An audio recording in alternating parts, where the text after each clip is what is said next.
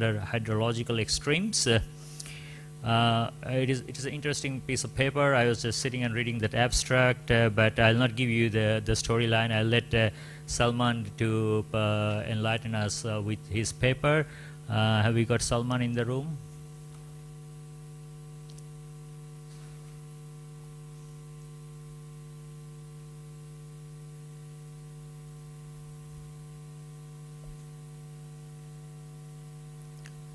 Salman's paper is there, right? Could you please upload the paper here? Yes. Have you got Salman Khan?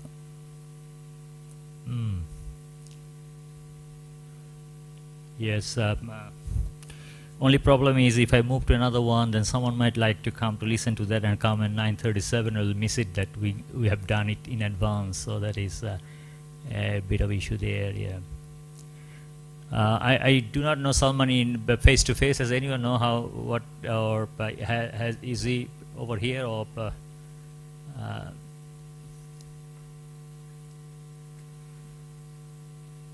Yeah, no, but is he in the presentation? Somehow forgot having very good morning tea. No. Yes, the reason I don't really want to bring the second speaker forward because of that very reason that someone might like to come for only second speech and they might miss out, and that will have a cascading effect towards the end.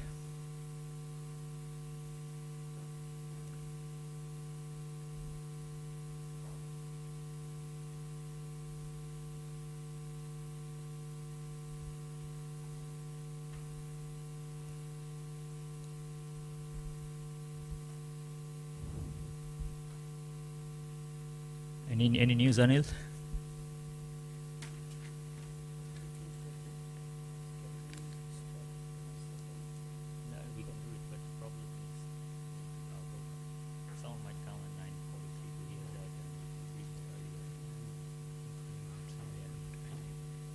Okay, just what? All right.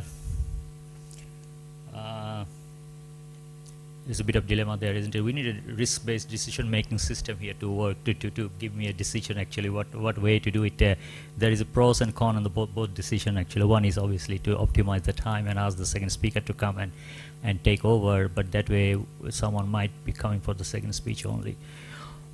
Look.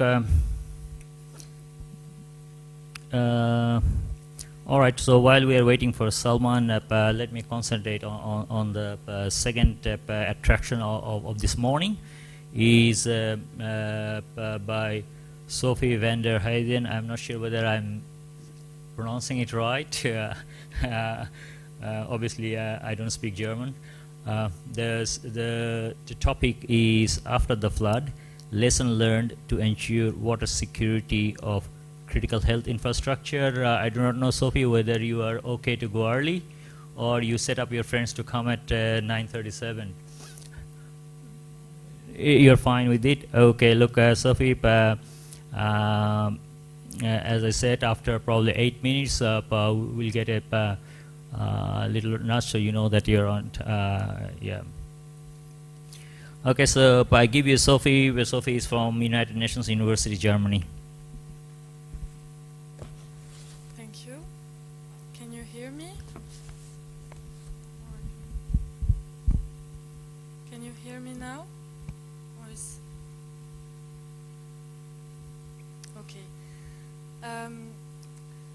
Good morning, I am Sophie van der Heijden. I work at the United Nations University, the Institute for Environment and Human Security.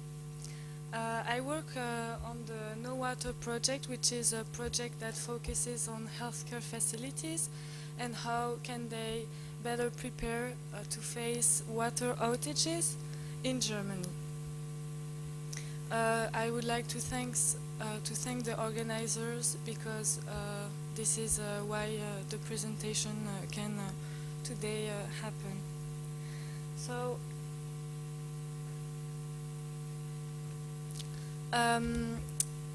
last year in July 2021 in Germany, but also in Belgium and the Netherlands, severe flood affected the 3 countries. There were a lot of loss of lives and economic losses. These floods were the most severe in 60 years. And just to give you an idea of the extent of damage, in Germany more than 190 people lost life, and also in Europe in general 40 to 50 billion economic loss. The gravity of the flood has been linked to climate change. Another aspect that was affected by the floods are critical infrastructures, so water supply, power supply, roads, telecommunication, and also healthcare facilities. The healthcare facilities are essential for society to function. They provide primary care, but also in times of emergency they become even more important as they will absorb more patients, but also they will be identified as a reference point. For example, they will be used as shelter, or they will provide food or drinks. So this is why it's important that we make sure healthcare facilities can continue to maintain operation during disasters. And healthcare facilities cannot function without water supply. So this presentation will focus, this shows the need for healthcare facilities to prepare to face water supply outages. And this is what we are going to talk about today. I'm going to present you some data from 3 different contexts, including the floods. And we are going to see which measures were implemented to prepare and to respond to water supply outages in healthcare facilities.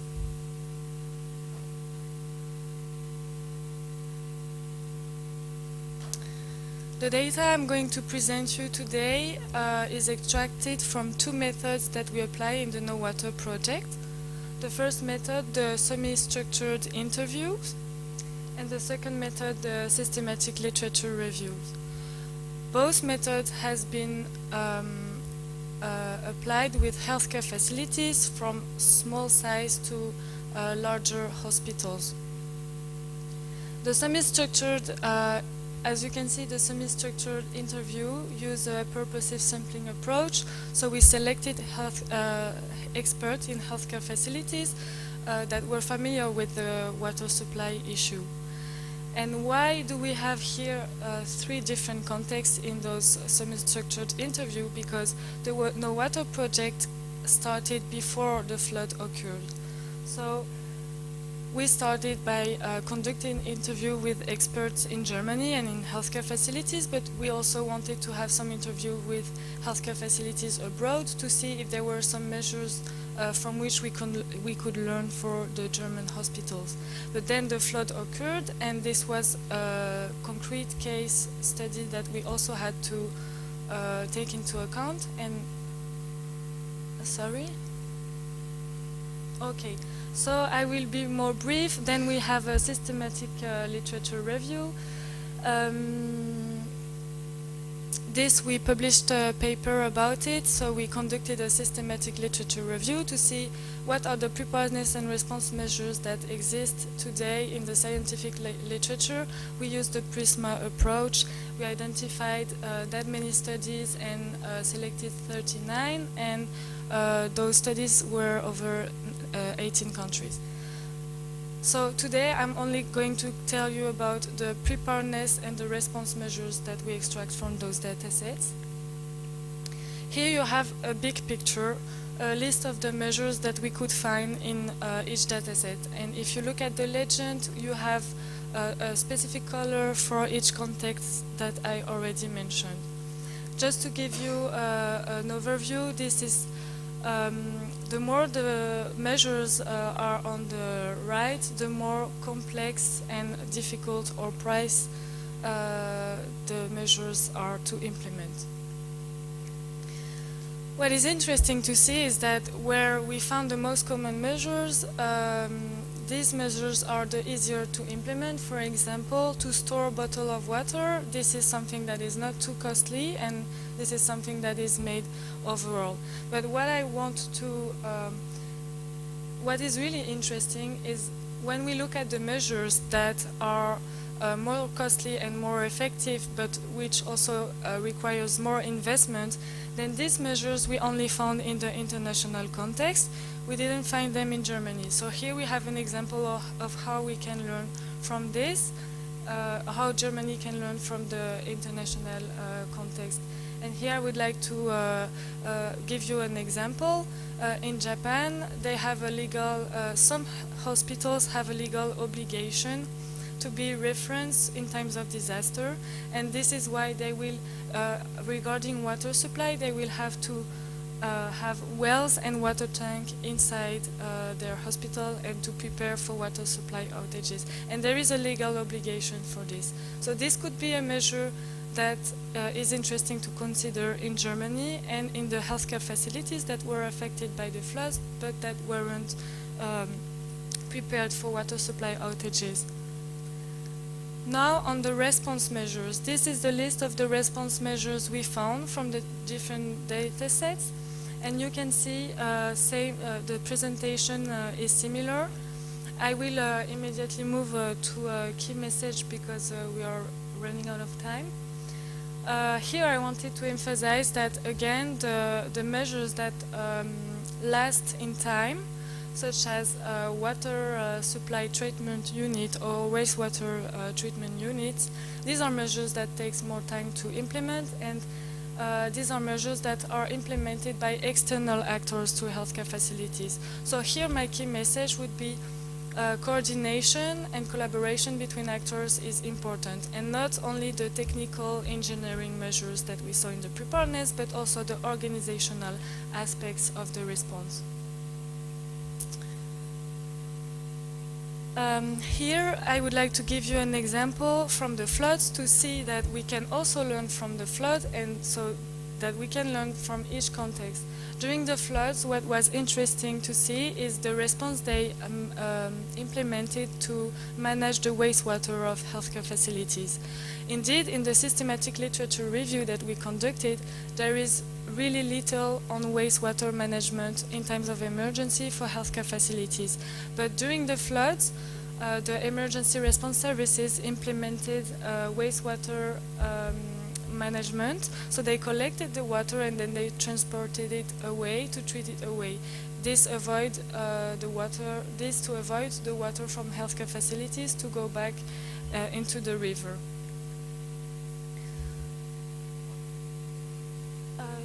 This is a conclusion. So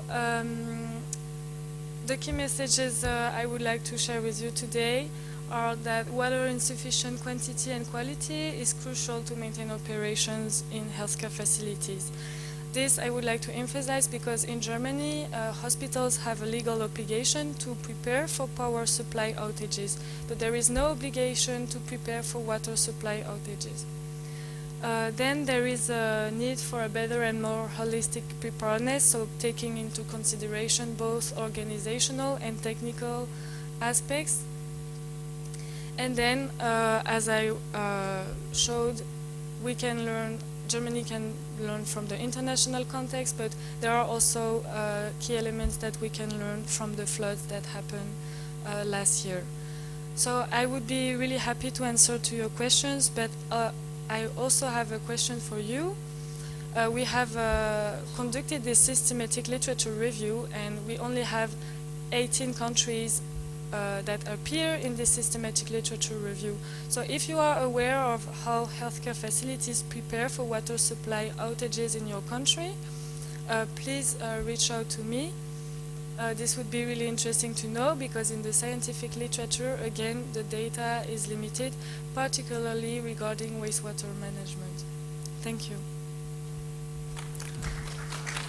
Thank you, Sophie. Quite a interesting presentation, and I didn't realize that many lives lost in the flood. And we are talking about 2022. We solved St. Venant's equation and everything, and all this high computer program, but still people are dying on floods, which means still a long way to go in terms of lesson learned. Look, we are tight in terms of time, even though we are ahead one presentation. So let's start with the 2 questions, and then we'll see if you have time, we'll proceed, but maybe we may not have time more than 2 questions. So but the first question from the floor.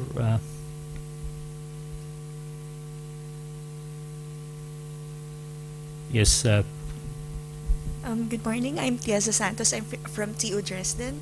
I have a question on your systematic review. Did you do like how when you did the analysis? Did you do some like several levels of analysis, or just like what sort of analysis did you?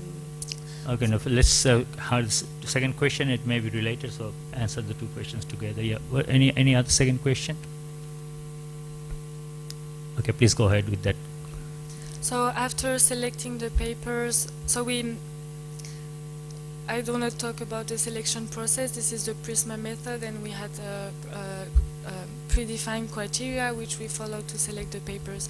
Then regarding the analysis, we were looking for certain information in each paper, and we constructed a table, and we went through all papers, coding the information we were looking for. So for example, today I presented to you the preparedness and response measures that we were looking for in those papers. But we were also looking at other informations, for example, risk awareness or other data sets, but today I only present what was implemented. We also were looking at what was recommended, but I thought that today, as a concrete example, this would be what we present. And if you have more question about the paper, I can also send you the paper. Thank you, Sophie, and let's put applause for the speaker and to step up one step earlier. Thank you very much.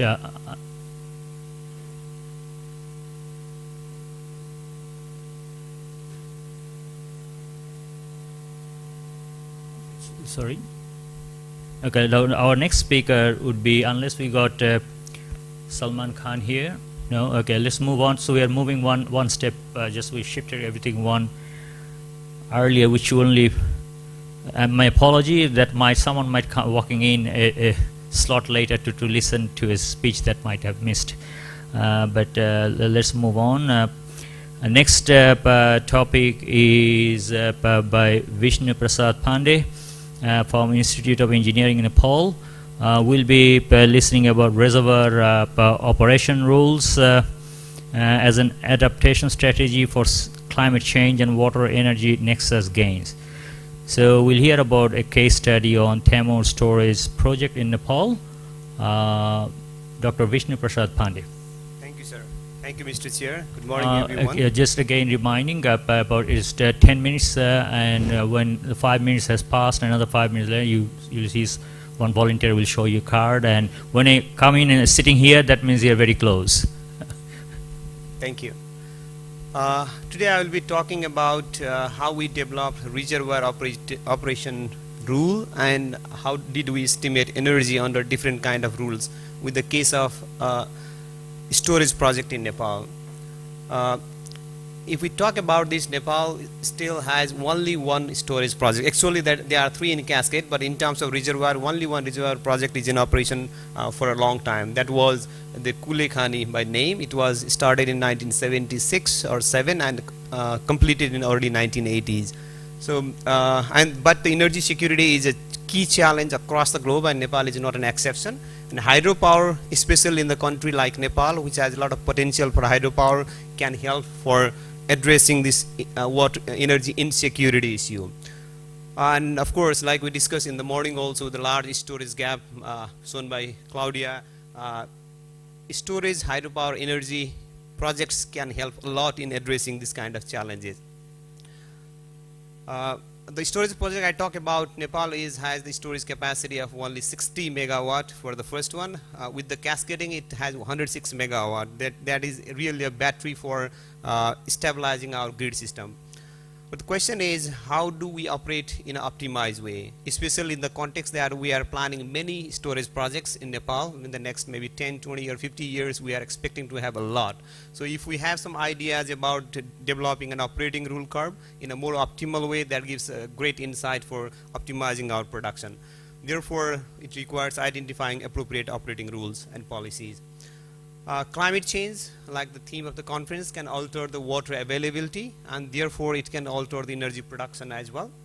Therefore, it affects energy security as expected.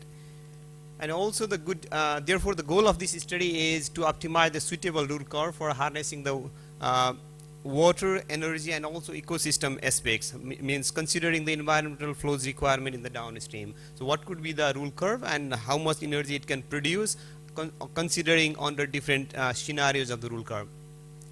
Two key questions is what is the potential for energy production under various rule curves, and second is which one we can select out of them and why. This is the storage project location in the eastern part of the country. We have a large river system that's contributing to the Ganges River basin in South Asia. This is one of the major tributary. Tamor is the one of the major tributary of the that basin. It has catchment area of about 5,300 square kilometer. And key feature of this project is it is expected to produce 756 megawatt of electricity as installed capacity, with 457.4 cumex of the inflow as a design discharge. Three things we require for developing rule curves or optimizing reservoir simulation is physical data for reservoir simulation that we collected from various sources like height of the dam, type of the dam, and so on. Height is expected to be 210 meters tall. Design discharge I mentioned earlier, and there are many other parameters we gathered and we fed that to the model. And we need hydrological models to estimate inflows. That was taken especially for inflow, that was taken from the part of the another study. That's a link to that. That was developing hydrological model. We took from that for the current scenario and also the projected future climate change scenario. Other input we need is the height area elevation curve. Like you can see here, it was developed with using a digital elevation model in the ArcGIS. So with these three set of input data, we are able to simulate in the reservoir simulation. Sorry, it's too small perhaps. Oh, here you can see. We develop a hydrological model that is covered in the separate study with projected future climate and assess the climate change impact in the top block. Then we fed that with the HEC-RECIM model, and then we simulated for the baseline scenario, climate change scenarios, and also the downstream consideration. We estimated some 2 cumex discharge as a downstream requirement with consideration for environmental flows as well as the downstream irrigation requirement in that particular project. Yeah, in RECIM we developed 3 modules. One is the watershed module, reservoir network, and simulations. This is the setup that we can see in the HEC-RECIM. These are the different components that the capability of the HEC-RECIM that we don't need to go in detail now. And 3 cases were simulated. Base case with the 1989 to 2019, and future with the climate change consideration we simulated until 2095. But here I'm showing results for near future and mid future only. And also nexus perspective, we estimated 2 cumex of the discharge, as I mentioned earlier, considering environmental flows requirement, which is as per the guideline of the Nepal government, 10% of the driest month flow is to be considered as the environmental flows requirement, and that as a compliance criteria. That plus the other downstream irrigation demands were coupled together. That came up to around 2 cumex. Therefore, that was considered as the release criteria in one of the scenarios. And our criteria for evaluation is maximize the annual energy production as well as dry season energy production. Whichever curves these 2 optimization or 2 higher values, we will recommend that as a suitable rule curve for the reservoir operation. And also the meets the downstream need like e-flow and others like I mentioned. The 5 rule curve were selected based on the other linked study. We have another study from which we simulated various criteria for the 5 rule curves, and based on that we come up with okay, these 5s are the potential or likely rule curve scenario that are that could potentially be adopted. They were based on this plus all the reservoirs within the large Kosi River basin. Thank you. Based on that, we took these 5 rule curves. Then we characteristics is that we aim for emptying the reservoir by the end of the dry season like we normally do it, and so that it is available for filling right in the beginning of the monsoon season. That was the criteria we adopted. And these are the results for 5 rule curves for dry season energy, wet season energy, and the annual energy in gigawatt hours. We can see that out of the 5 curves, 5th one gave the highest energy production potential for annual value as well as the dry season. Of course, we can see in winter also perhaps, but our concern is the dry season and the annual energy. So accordingly, the baseline analysis shows that rule curve 5 is better compared to the others. Then we took that curve, we did analysis for all rule curve, but our essence is try to get the better one. So we took the fifth rule curve and then assess the energy production potential under climate change scenario with the influence consideration based on HHMS model as mentioned earlier, with the various SSP scenarios with the CMIP6 climate model outputs and the near future and mid future consideration. We can see the various values. What we can get as a message is energy production is projected to decrease in annual as well as seasonal, dry season scale, especially with the climate change consideration. Then the last scenario is that we call this nexus because we are considering now downstream release requirements as well as irrigation requirements, energy production and the water. Therefore, we call this as a nexus scenario. With that also we can see the compared to the baseline, energy production potential is decreasing. So with this consideration, what we can conclude is we did this reservoir optimized operation rule curve with the HKRC model. With that specific storage project, we run for the 3 cases: baseline, climate change scenario, and nexus consideration. What we got is rule curve 5 gives the better energy production potential. Therefore, this is adapted for the other 2 cases analysis. Under both the cases, energy production potential is projected to decrease compared to the baseline case. And these are the key messages. Thank you so much.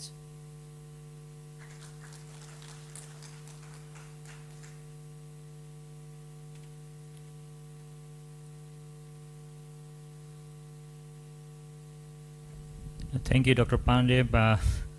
Actually, to be well within time. Look, I read the paper and it is quite interesting. But only the sad reality it is repeating in every sector, and is one of this. Another sector is climate change is not a good news from every perspective. For energy generation, also there will be less, whatever way you like to run the reservoir. Look, again, I'll go with the format of a pair of questions, and then we'll come to the speaker to answer, and then again, if you have time, we'll go another pair. Yeah, please, first question here. Professor Pandey, it was a good presentation.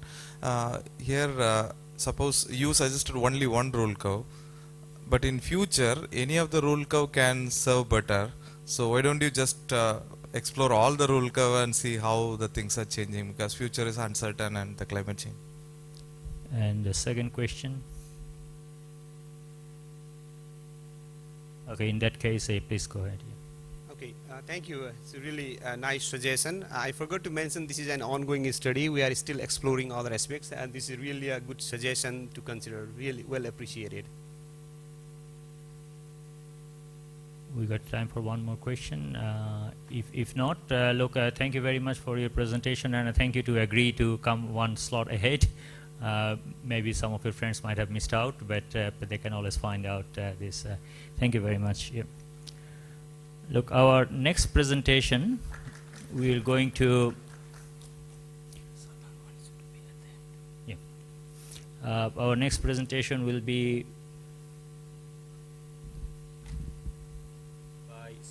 From Institute of Engineering, Nepal. The presenter is Suraj Lamichane. Sorry if I am pronouncing it wrong. Potential contribution of flood hazard and vulnerability mapping to water security is case study of West Rapid watershed, Nepal. So we'll look at the flood hazard mapping paper now. Yeah, please go ahead, Suraj.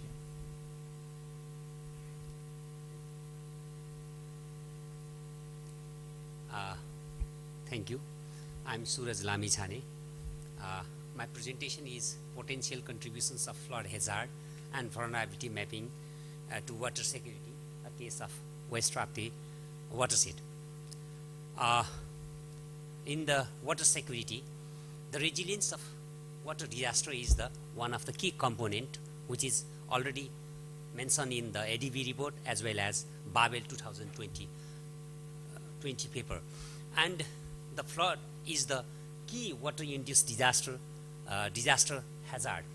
And in the context of, in the regional and global context, about 19% of world populations is directly exposed to the flood events. People in the South Asia country are at the highest level of flood exposure.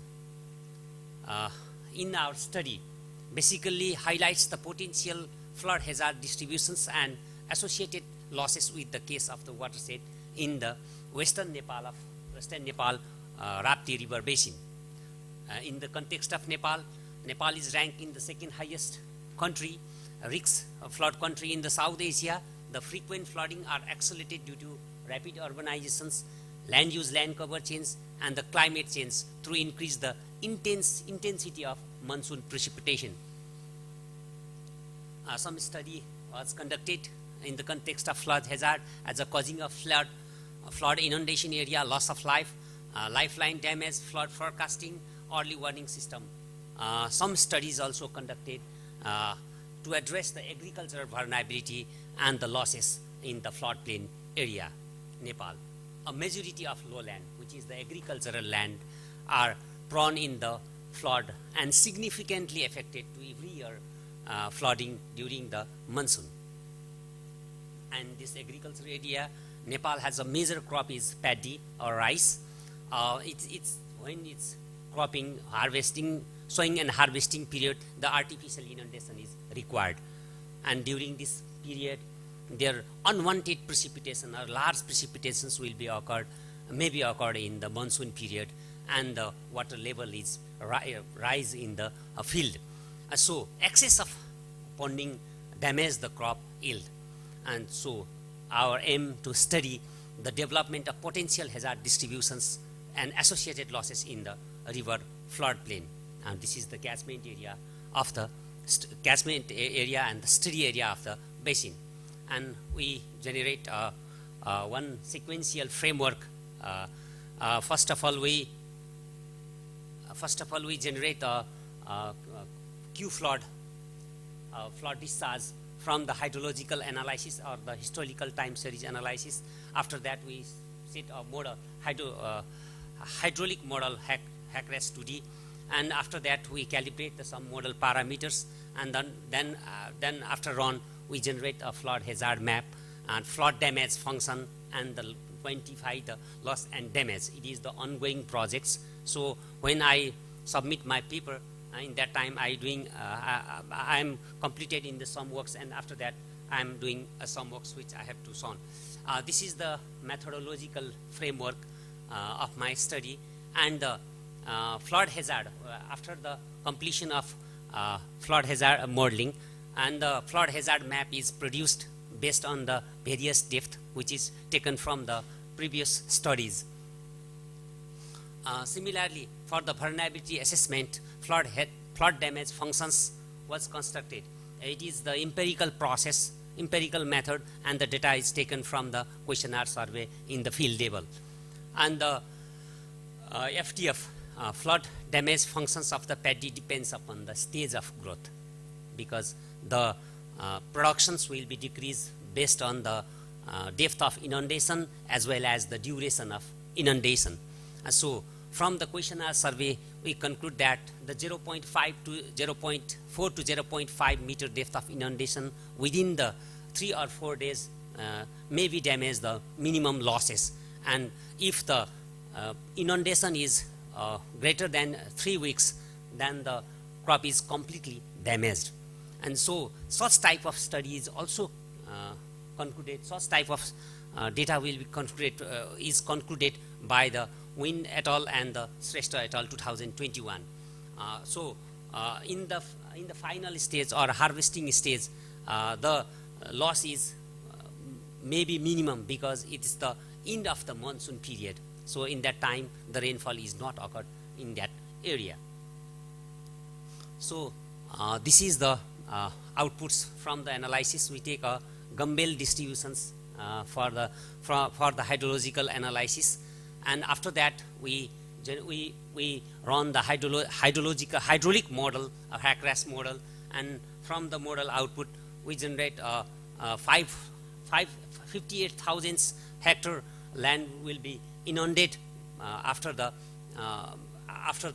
passing of this flood discharge, and this is the depth of inundations chart, in which clearly indicate that the rising the flood discharge may maximize the range of the depth will be subsequently rise, and this rise in depth in the flood plain, the rise in the velocity in the area are more crucial for the flood plain and the land use practices. This is the output from the model in the various return period. I saw this is the flood inundation map during the 100 years return period. From the simulations of this data, it is clearly indicate that the agricultural land is increased by increasing the discharge or by increasing the return period of this basin. The agriculture is largely affected in this floodplain area, and the rising the return period, discharge, and its impact in the irrigation land and supporting infrastructures in that area. And this is the output of vulnerability curve of the paddy during the study. From this curve, just an example, the vegetative and productive and maturity stage we describe in the three stages of crop. For flooding 9 days at the depth of 1 centimeter, the crop will be lost by 52% in vegetative stage, 38% in reproductive stage, and the 35% in the maturity stage. Similar kind of outputs was generated by Shrestha et al. 2018. We also taking some building vulnerability. Just I saw this data only. Such number of buildings are more vulnerable in that area. And the next stage, this is not included in my paper, but it's after the submission of paper, we can conclude that this is the inundation depth map curve, or this is the depth inundations depth versus loss curve of this. This curve represents that the within the inundation depth, and the corresponding loss value will be is generated from this curve. After generating this curve, we generate a loss map of within the basin area. So summary of my study: 100 years return periods of the flood is inundated by this quantity, and 58,149 meter cube hectare area will be inundated, and the 65% of those areas lies in agricultural land. The damage of curve with respect to flood depth is reduced, and the stage of the curve and increased by the duration of the ponding. The variation of temperature and precipitation behavior in the catchment due to a climate change is generating more problem in the future. So the implication of the implication to the water security, the excess of water associated flood inundation is the key issues in that area. So one storage project which capacity has 245 and 83,000 hectare will be irrigated from this storage project, and the one diversion project which is generate 86 megawatt, and the 50,000 hectare will be irrigated as planned in the upstream of watershed, which is reduce the peak discharge of the basin. And the proposed is to utilize the productive use as well as the flood control, because the such quantity of water is already extracted from the upstream side of the basin. With completion of those projects, water related hazard are expected to be minimized and hence contribute to the water security. Thank you. Thank you, Suraj. Actually, there's a lot to talk about flooding, and very difficult to squeeze it into 10 minutes presentation. I can see that. Maybe let's again, I invite a pair of questions to the speaker. Okay, the front with the blue shirt gentleman.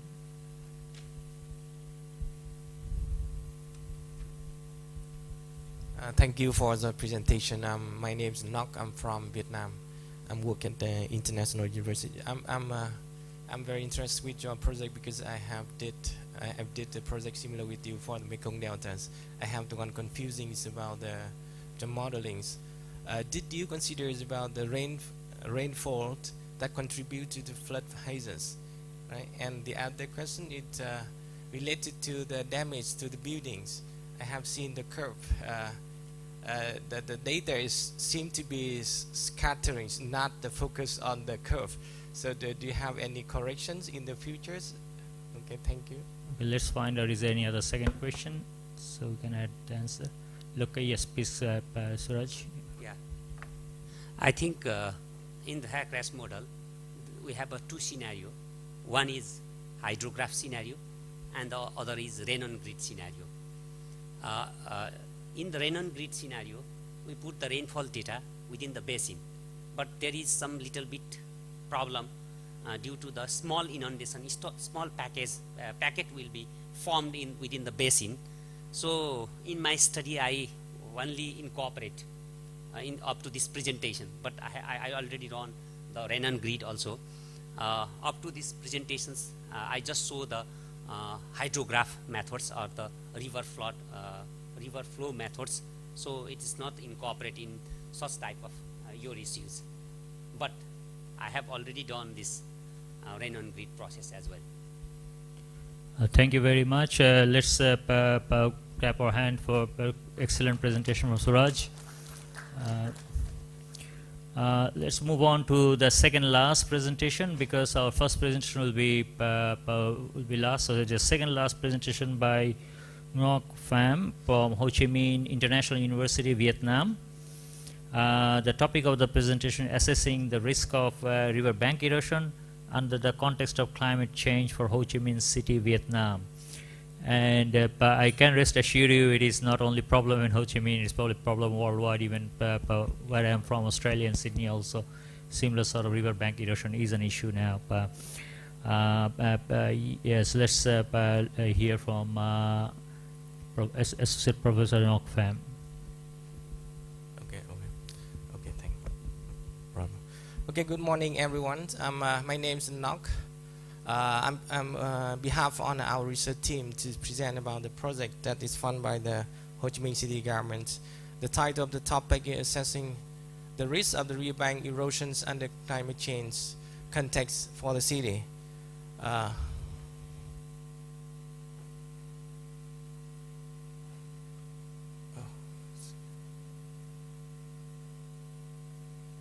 Okay, my talk includes the 5 parts. I'm going for the detail for the. Oh, sorry.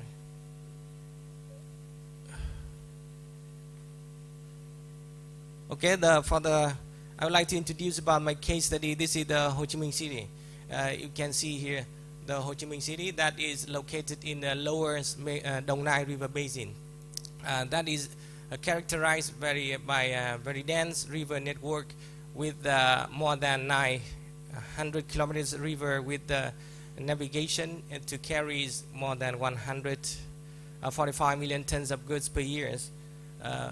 However, besides the benefit from the rivers, we facing with many water-related disasters from the rivers occurring, including the flood and also the riverbank erosions. For example, I give you some of the data in terms of the economic loss. Based on the data is recorded from the 1997 to 2007, that is a loss around the 10 million US dollars. And even though we implement a lot of the project to put riverbank for riverbank protection, but still have more than 32 serious erosion position was recorded in the main rivers located in the main rivers, Saigon and Dong Nai rivers. Here I show you some the photo. Okay, that is there are a lot of house near the bank is collapsed. So recently, it indicated climate change had been impact on the hydrological regime in rivers and rainfall pattern in the Ho Chi Minh City have been shown in some of the research previously. This is the data to show the tendency of the rainfall increasing in the gauging stations. And also this is the observed data in the rivers. You can see that it's from after the 1995 the water level is increasing many research indicate that one of the factors is climate change, and because of the human activities occupy because of the urbanization as well. But the potential of this factor influence on riverbank erosions, but lack of research quantify the risk of the climate change and sea level rising to the river bank erosions. Previously, there are many research conducted in our regions, but most of them just focus on the study on various topics about the flow and morphologies and current situation assessment, and erosions mechanisms, bed deformation, and so on. And however, this method assess based on the deterministic approach. In here, our research are based on the risk-based approach with the fuzzy logic integrated with the hydrodynamics modelings. This is I will show you the research frameworks later on. The specific objective of the research is, the first is to predict the spatial and temporal the risk of the bank erosion in main rivers due to impact of climate change based on the fuzzy logics and the Mike 21 hydrodynamic models. And then we use the ArcGIS models to conduct the risk maps, the supporting for the management purpose.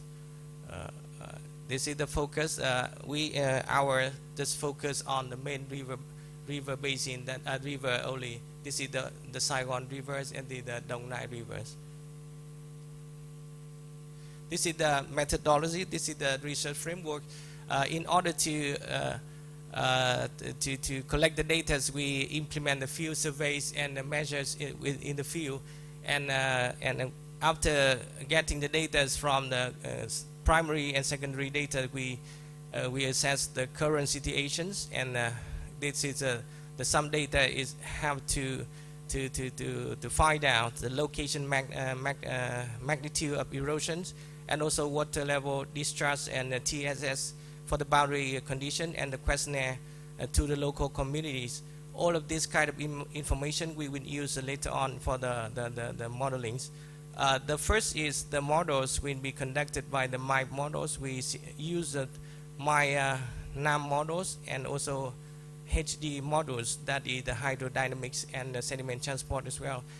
All of the output data from the models will become the input parameters for the fuzzy logics in the we integrated in ArcGIS software, and then we use the data from the field to calculate and verification the models, and then we conduct the risk assessment and the mapping. This is about the result. The first, based on the MIC models, this is the very principle and traditional approach. I'm not repeat anymore. But anyway, this is the scenarios in here. For scenarios, we just consider about the downstream boundary condition for sea level rising scenario only for the rain patterns in the contributes in the local. We did not consider about the rainfall, just only sea level rising from the seas. And this is that the bathymetry data for the model 2D modelings.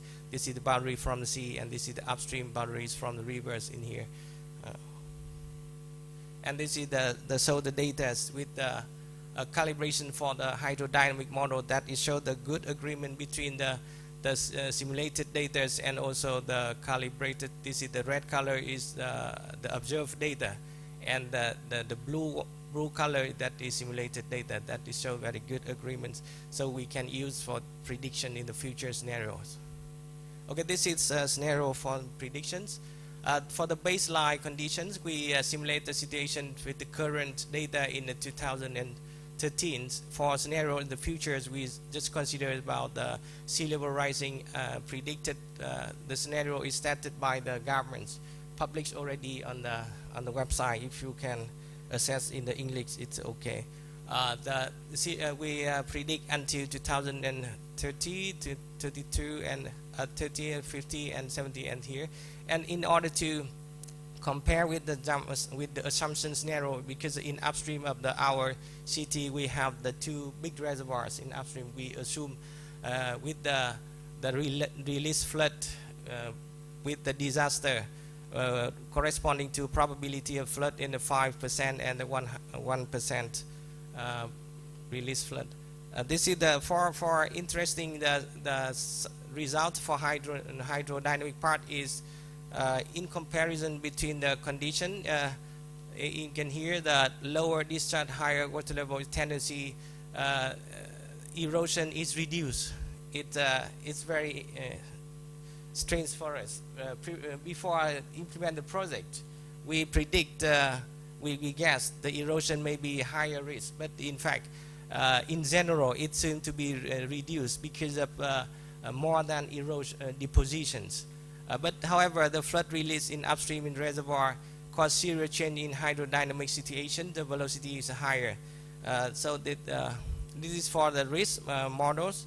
This is the framework we consider many parameters. The bank protection, bank materials, bank slope, bank vegetation, and rainfall pattern, and land use and navigation. All of these parameters will be included in the risk assessments. This is the fuzzy function, and this is for some isolated considered contribute of each parameters into the risk functions. I will go for the first. This is for the data. Okay, this is for the result simulation. It's a very good agreement between the existing eroded data and the high risk areas. So I would like to say the model is good, and this is the result, and this is some of the results from the conclusion. Integrated the fuzzy logic and traditional hydrodynamic modeling is reliable and effective methods for risk assessments, because many quantitative and quantitative factor can be included. This is the conclusion about the data. In here, in relative comparison, is found climate change make increasement of high risk areas from the 12 to 13%. Meanwhile, the flood release from the reservoir increased from the 6% to 8 area extreme risk region. Therefore, we need to protect these areas. Okay, this is some recommendations for the further study. In here, we in the futures maybe we have to consider about effect of the sedimentation change in erosion should be further study in the futures. Okay, thank you. Thank you very much. We probably have time for only one quick question. Actually, there are two questions here. Okay, I'll take two questions. Yes, one from front and one from back, please. Thank you, Dr. Pham, for a great presentation. Are you also looking at human-induced changes in geomorphology, like sand mining or subsidence because of human activities and so on? And how would we consider that in the model? Could you shed some light on that? Just hold on the answer, please. The second question. Thank you for your presentation. It's quite comprehensive. I had just a small concern. I could see some of point where you were saying regarding sediment transport. So I have a concern. Is this model also calibrated with sediment transport? And if yes, are you also considering bank erosion, or it's fixed bank model? I think we stop at two questions here, please. Okay, thank you for the question. The first question, actually, in our model, I did not consider about the sand mining, because in Ho Chi Minh City, that kind of activity is forbidden. That's very nice for that case. But in the Mekong Delta, we already consider the sand mining is also a very serious problem to cause bank erosions. For the land subsidence in here, because of the bank, because we just considers about the 50 meters from the bank to the further in the cross sections. So we did not consider the land subsidence for this small rebank areas, 50 meters from the bank. Regarding to the question for the second questions. Actually, when we calibrated for sediment transport, at the time we fixed the cross sections, not considered about the moving boundary. Is it okay? Okay. Thank you very much, Yeah, Nokfam, thank you, for thank you. your interesting presentation. And obviously, there's some more questions are coming. What will happen? There's a discussion section at the tail end of it, and then we can. I invite all the speaker and all these questions. Probably we can have another opportunity. Look, let's go to the first presentation. In a sense, the last time. Salman Khani is here with us. He's from Sirad, France, and his topic is integrated framework for assessing urban water security in mega cities under hydrological extremes. And obviously you can see the time difference is catching up on him, but it is good that he could make us now. And I asked him, are you feeling all right? He said, yes, I can do that. Salman, please. Yeah. Right. So good morning, everyone, and thank you very much. First of all, I would like to apologize to the moderator, Dr. Chaudhry, and also to the presenters who had to go earlier because I couldn't make it on time. Anyway, so the topic of my presentation, it is first to propose a framework, a water security framework to assess urban water security in the context of hydrological disasters, particularly floods and droughts. And as I'm from Pakistan, and the areas that I have considered, it's a mega city, the largest city where I would be applying the proposed framework at the end of this study. So,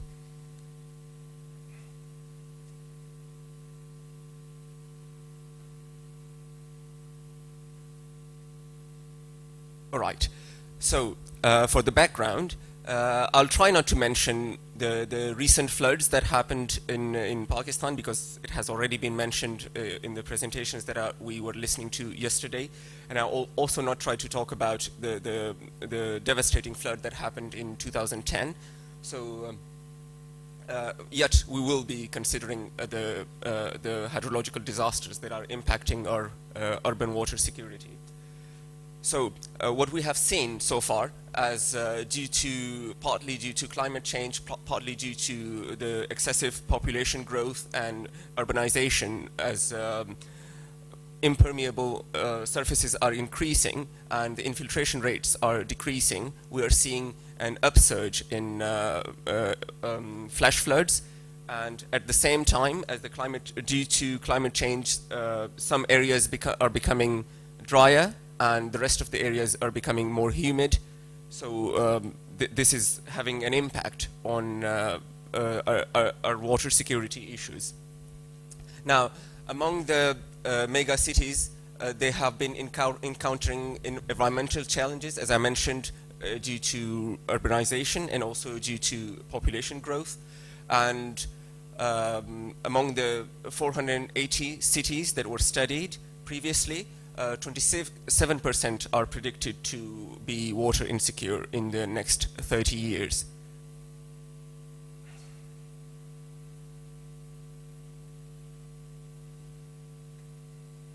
Now, for the Sustainable Development Goals, one of the priority areas is ensuring domestic water supply, and in the framework, we are trying to address three Sustainable Development Goals. The number 3, SDG 3, good health and well-being, which is related to municipal water, clean water and sanitation, again, which is primarily related to urban water, and lastly, suitable. All right.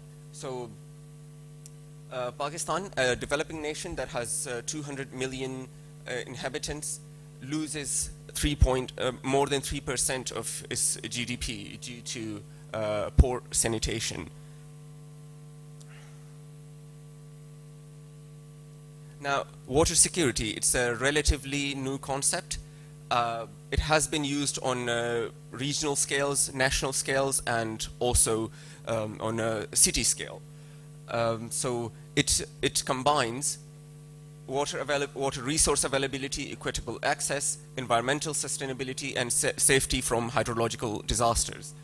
Now, previously, numerous frameworks have been suggested, but the problem that I see with them is they tend to focus on a certain aspect of water security. So what we have tried to do is to provide a comprehensive index that would include all the aspects of that will have an influence on the urban water security.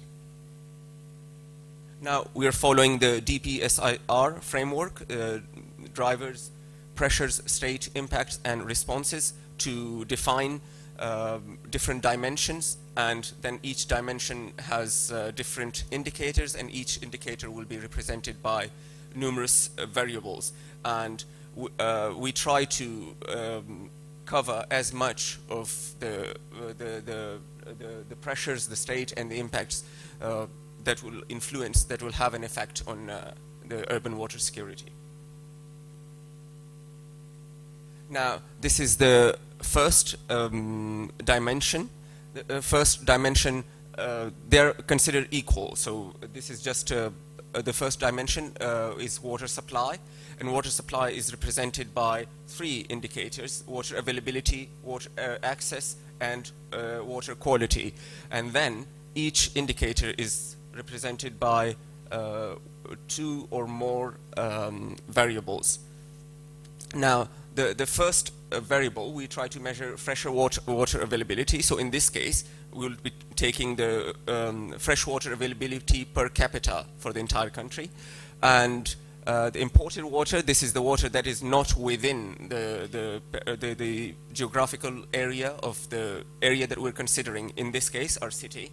Water tariff, if it is affordable, that is the part that it includes. Supply coverage, the supply coverage would be the citizen access to the pipe water supply. And residual chlorine and biologically safe water, these are the to assess water quality of domestic water supply. These are the second and third dimension, water-related disasters, I think, which is the topic of our session this morning, and water economy. So in disaster, we are considering disaster vulnerability, which is the risk due to floods, risk due to droughts, cyclone risks in certain cases, and landslide risk. And for resilience and preparedness to disaster, we are considering natural drainage factor of the area that we are considering. In this case, we'll be using the digital elevation model. And disaster management strategies. Again, it is rather subjective, but we try to assign a value to this variable as well. And for water productivity, we'll be considering non-revenue water, and water productivity in terms of the use in industry. And the last one is the water and sanitation budget that is assigned by the government every year.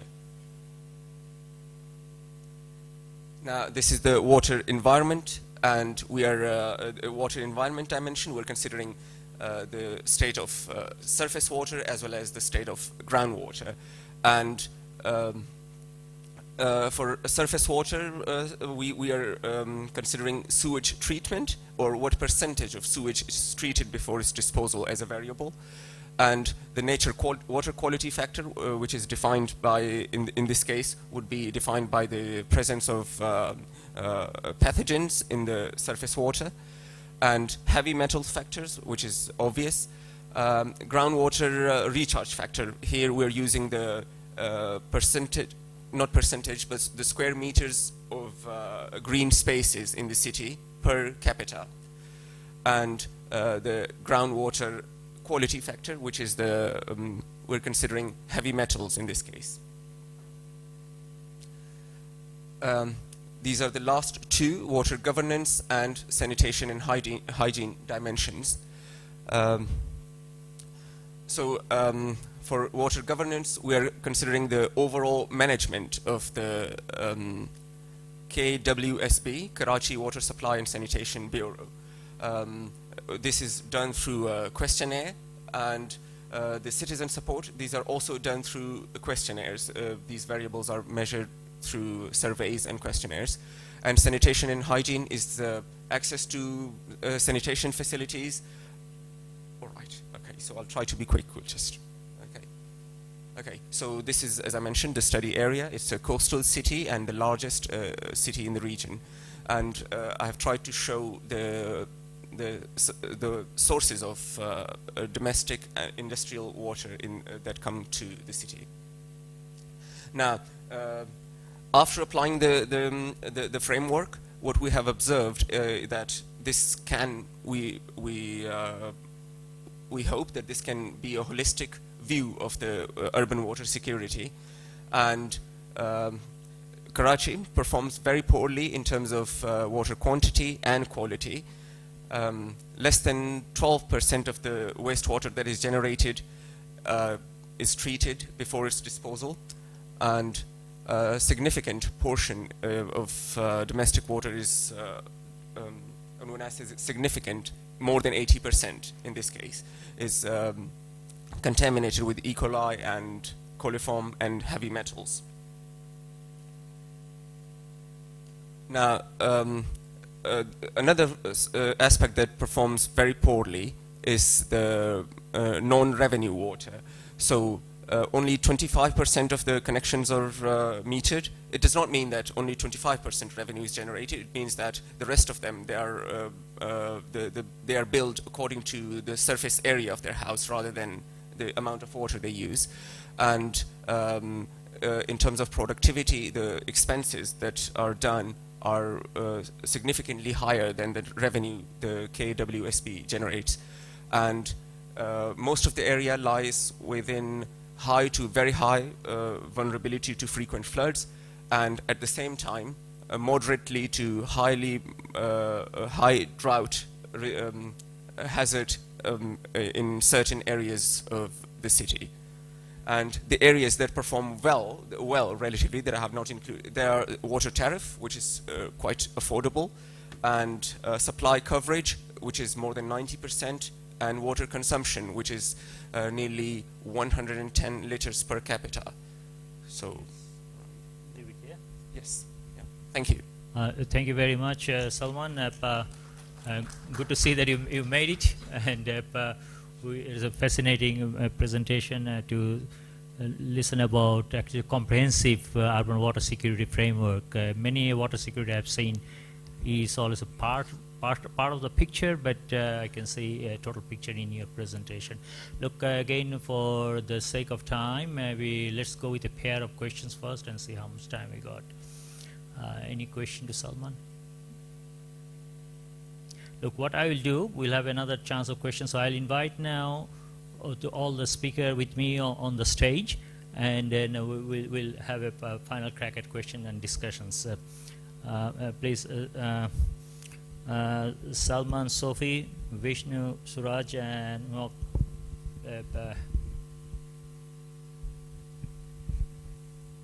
while the chairs are organized, just remind me, so what we have heard was first a lesson learned. Maybe I'm standing on the way, am I? I think there's a chair on that side here. The first speaker I heard from Sophie is how we still have a lot of lesson to learn in terms of flood hazard and what we do and what the water security, especially for critical human health. As I mentioned cheekily that we solved St. Venance equation probably 150 years ago. We got most high-powered computer now. We can do all this thing, but still it is much more than an engineering solution. Second presentation was for Vishnu, and he has shown through his reservoir operation simulation the future. If anything, we have to be more thrifty in terms of power and energy use, because that's the reality in terms of dry weather power generation, and that's actually almost hitting many countries now. We are in a dilemma: is hydropower is a renewable source? However, we are getting less and less water. The other option is coal-fired power, which we call dirty power, and obviously we need to get away from that. We need some. Now the third presentation was from flood hazard vulnerability, from Suraj, flood hazard mapping, and Again, another case study that we still got a way to go in terms of flood hazard, and I've seen I love those distribution, Gumbel distribution, log normal distribution, and LP3, and didn't make any sense when I was a student, but over time it took a long time to do sink in, and I've seen that you tested all those distribution, and you come up with probably Gumbel column.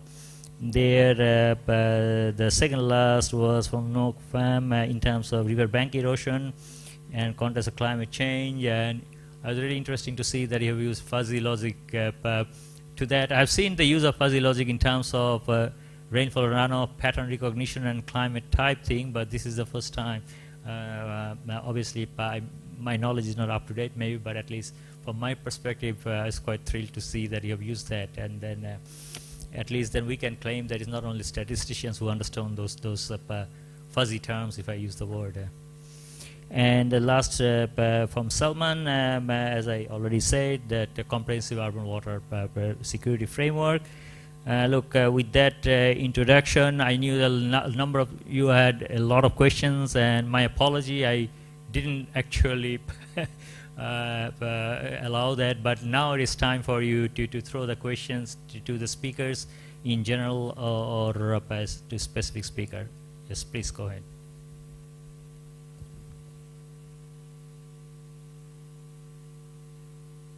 Yeah, at least I know there was a question to, I think it is Suraj, isn't it?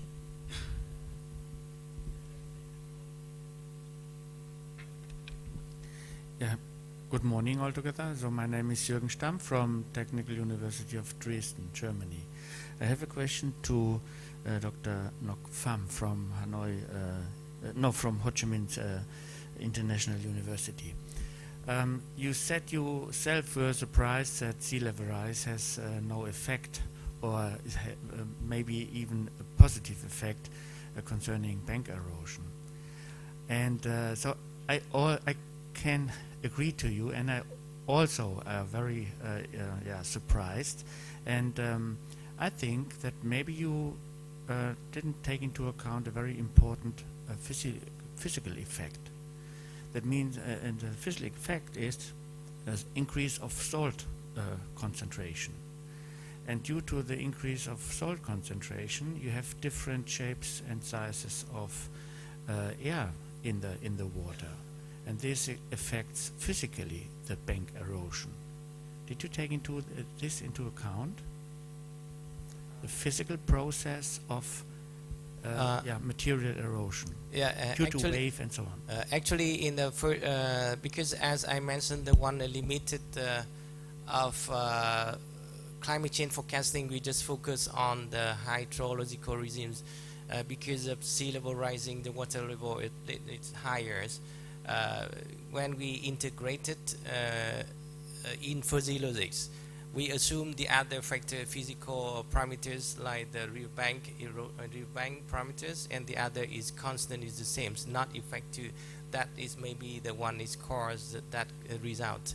I think it in the for the case in the Mekong deltas, we modify a little bit about the methodology that we have different result. I think so, but this kind of research, because of there are some assumption, as I mentioned previously, that caused that kind of result.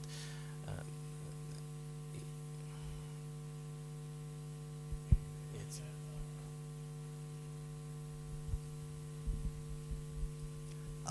My name is Rocky from Texas A&M Agri-Life Research. I have a small observation for Dr. Vishnu. So it's not questions, I just wanted to know your view regarding, I saw your presentation comprehensive on ruling curve for reservoir. So I understand topography like Nepal has a big potential for pump hydropower kind of thing. So do you have any comment or observation on potential of pump hydropower, or using making 2 or 3 reservoir and using as a pump storage maybe on that selected study area? So do you have any opinion on potentiality of pump storage? Thank you. It's quite interesting question. There has been discussion and some of the models from students also demonstrating the potential for that. At least for the upcoming project or in the pipeline, let's say about Budi Gandagi, there was a well demonstration from one of the student project that is really feasible. But in other projects, there haven't been studies from that angle. But I think that's one of the direction to go. Thank you.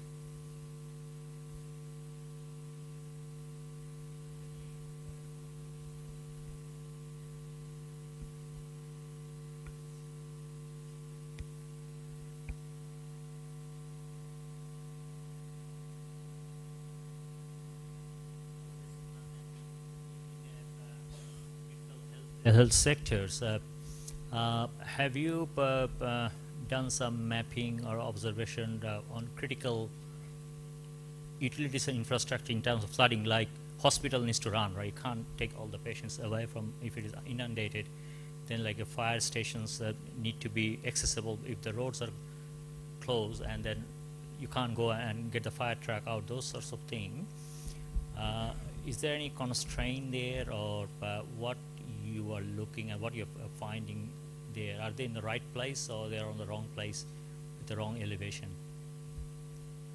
Thank you for your question. So your question is regarding healthcare facilities that were affected during the floods, or? Yes, the past and future looking as well, all of the healthcare on the same token. Are you wiser now to see that, look, that hospital, yes, it is a nice place, however, yes, it is higher, however, all the roads are blocked during flooding, so we cannot really go in and serve that hospital. Those sorts of angles. Yeah.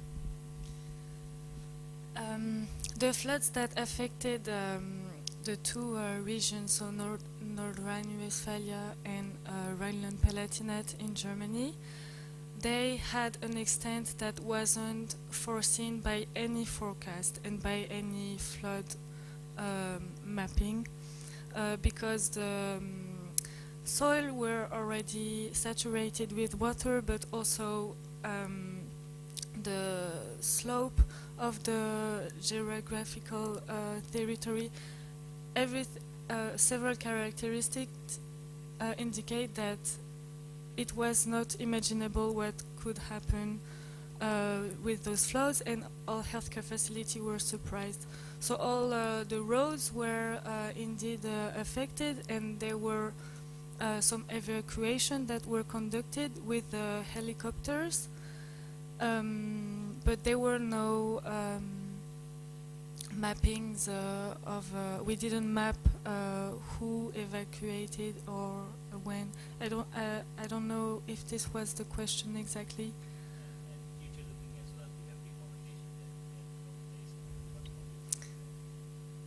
So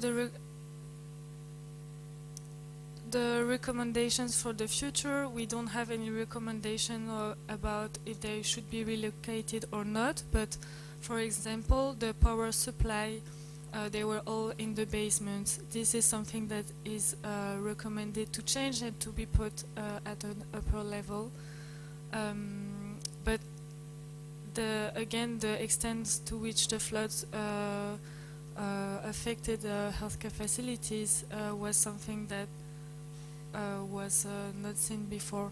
But what can be recommended without locating healthcare facilities elsewhere is better preparedness, better coordination with emergency actors. Healthcare facilities has to be aware what are the alternatives, what can I do if I don't have any water supply anymore. And I think there's something to add to that. Yes, and the timekeeper is showing me I got 2 minutes left, so yes, please go ahead. Yeah, again, Jürgen Stamm, TU Dresden, Germany. So, Mrs. Hayden, I want to say there were two floods 100 years ago and 200 years ago in the Ahr Valley. And obviously, we had to know that this may happen. So this is first. And the second is there were short-term weather forecasts, and it was horrible mistakes in communication. We did horrible mistakes. So it is not the case that nobody knows it and that it is not imagined. It is natural that the human being says this had not happened before, and it was impossible. It is possible, and maybe in the next 50 years we will have the next one. But very short, a question to the speaker from Nepal, if it is allowed, to Mr. Vishnu Prasad. So it's very modern today to say we have make some nexus approach. And to be honest, I have the feeling that you took into account the relation of water for energy production. Point. But did you take into account energy for water? Because at the end you said, okay, climate change reduce energy production. But what is the effect from energy on the water sector? Thank you. It's quite interesting observation. What I relate from energy to water is the downstream need. You know, when we use the water for divert it for the energy production as a storage project, it may release in downstream at some point. So between that stress, the water is not available. So that is the impact of energy productions to the water for a specific stress of the river. So that's how I consider there as an access of water to energy and energy to water, not to the entire river system, but a specific stress until that is released to the downstream. Thank you. Look, thank you very much. It has been exciting morning, at least for me. The session was responding to water-related hazard. I do like to acknowledge my rapporteur, Mr. Danish, was sitting there and keeping all the notes. Danish, thank you very much. And the timekeepers and all the logistics support there. Our next session will start at 11 o'clock. And from now and then is the morning tea. Look, before I conclude, let's do applause, take our hands to say thank you to the speakers. And thank you very much. I will see you in the next session.